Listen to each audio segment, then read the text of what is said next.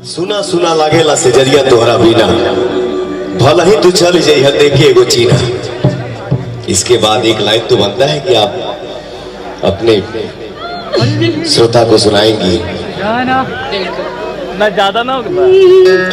अरे बन के पवनवा